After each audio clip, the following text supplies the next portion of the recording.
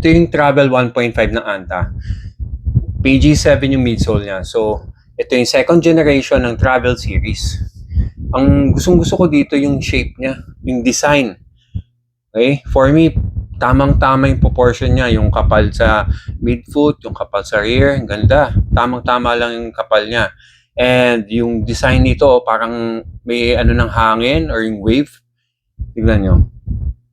Diba? Galing, oh. Ganda tignan. Ngayon, yung PG7 midsole, yan. Buo yan. Okay? So, lahat ng travel series nila, naka PG7 midsole. And then, ang feeling ng PG7 midsole is malambot siya na slow yung rebound or gentle yung rebound. Yun ang pinakamaganda sa kanya. Yung paglubog natin ganyan, dahan-dahan yung balik. So, very comfortable yung sa mga walking and jogging. Okay? Lalo sa mga easy paces. Very comfortable siya. Na feel mo na ina-absorb niya yung weight natin, yung impact ng katawan natin dahan-dahan, tapos binabalik niya dahan-dahan. Okay? So para siyang nagiging feeling parang memory foam. Ganun siya kakomportable. And yung maganda sa kanya, since comfort ang habol nito talaga is yung width nito. Okay? Pang wide na paa. Pwede sa narrow, pwede sa normal, and pwede sa wide. Okay? So, 2E last. Ang 2E kasi, yun yung design ng last niya na wide. Okay? Ito. So, ito, pinalapad nila para mas stable. Ito din yung heel. Tignan yung likod. Yan. Pinalapad nila yan.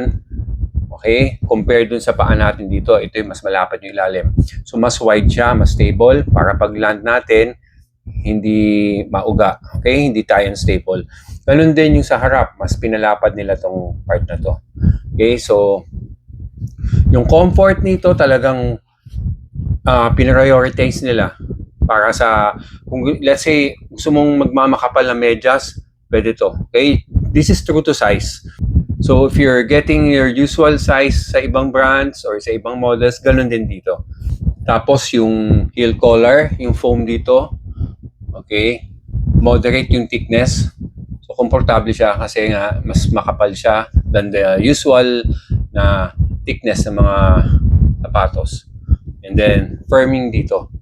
Yung heel counter niya firm. So, stable, hindi masakit sa paa pag matagal naglalakad or nakatayo or tumatakbo. Okay? Ang na-appreciate ko talaga dito yung lalo na yung nag-land ka sa heel. Malambot na to, stable pa. Okay? Mas pinastable pa nila tong model na to. And then, yung laces, hanggang dito may lace. Okay? May lace hole. Mas maka-customize mo yung fit. Kasi gusto mo mas hug yung part na to, pwede mong gamitin tong hole na to. May option tayo. Okay? Tapos yung uppers niya, madaming butas. Malalaking butas, paikot. Hanggang dito, sa may part na to. Ibabaw. And then, sa loob, ganun din. Ayan. Buo yan. Puro butas yan. Maganda pa dito, pag naglalakad tayo sa basa, tumatakbo tayo sa basa, may plastic protective film dito. Yan, oh. Paikot yan hanggang dito. So, yung splashes, pupunta dito, hindi i-absorb ng material kasi nga plastic protective film siya. Ipunasan nyo lang, malinis na ulit. Hindi katulad ng sapatos na walang ganito, pagpunta sa tela, mangingitim yung tela kasi nga madumi yung kulay ng putik, magmamantsa na. Ito, wala tayong iisipin na ganun kasi nga protected na nito. Punas lang. At the same time, parang waterproof protection na rin. Hindi mababasa yung paa natin sa loob. Paikot yan. From here to hanggang dito sa side. Ayan, meron yan. No? Hanggang sa likod. Okay? Sa loob, ayan, hanggang sa loob meron. Na-feel ko talaga dito yung comfort niya. Tingnan yung insole. Kapal, oh. Okay? Kapal nung heel. Okay? Moderate yung thickness dito sa midfoot. Okay, and then may yung design. Parang cup. So, ang effect nito, stable yung paa natin sa loob. Yung insole niya, maganda yung texture. Hindi madulas sa medyas. Yan, naka-steady yung paa natin sa loob. Okay?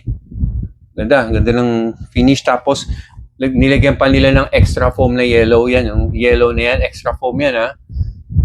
Okay, hindi yan matigas agad kasi the usual ng mga sapatos matigas na yan eh. Parang simpleng tela lang. Ito, added foam yan. Foam yan ha. So, extra cushion. So, imagine, tatlong materials ang nagpapalambot, nagbibigay ng comfort. Ito, okay, yellow na bed, lining bed. Tapos, yung PG7 midsole. Tapos, magmamakapal pa kay medyas or yung moderate thickness ng medyas, magdadagdag sa overall comfort nung feel natin. And then, yung plus yung width niya, saktong-sakto, hindi tayo problema kung malapad pa natin.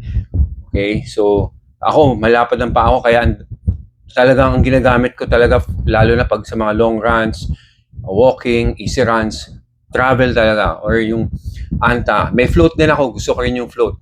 Ito sa mga gustong-gusto kong design. Okay? And yung ride niya. Kasi malambot na may konting firmness. Sarap ilakad, itakbo.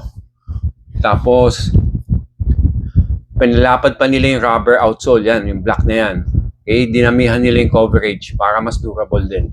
Then yung line na yan, hindi yan design lang ha, hindi yan basta-basta design lang. Yan yung flex grooves. Pag naglalakad tayo, nag-flex, di ba? Para hindi restricted yung galaw ng paa natin. Okay? So, ano na yan? Talagang naka-design yan for that purpose. Mas maganda yung flexion nitong shoes para mas comfortable tayo. Naglalakad or tumatakbo. Ito, ang tagal na. Nakakailang kilometers na ako. 30 plus, almost 50 kilometers na to. Yung mo, halos hindi pa upod. Diba? Halos hindi pa upod. Halos wala pang ang bawas eh. Yun na nagustuhan ko talaga sa A-grip outsole. A-grip ang tawag sa mga outsole ng Anta. Very, durable siya. Tsaka yung kapit niya sa wet surface. Alam mo yung kalsada na may pintura, di ba? Pintura sa road signs. Di ba? Pag basa yan, madulas yun. Ito, okay to. Hindi siya dumudulas. Galing, oh. Di ba? And then, yun din, may konting arch support dito. Let's say, may medyo slight flat-footed kayo, pwede to kasi may konting arch support. And pwede rin sa neutral, siyempre. Sa neutral arch, pwede to. Neutral shoes talaga to, okay? Pero may konting arch support din siya.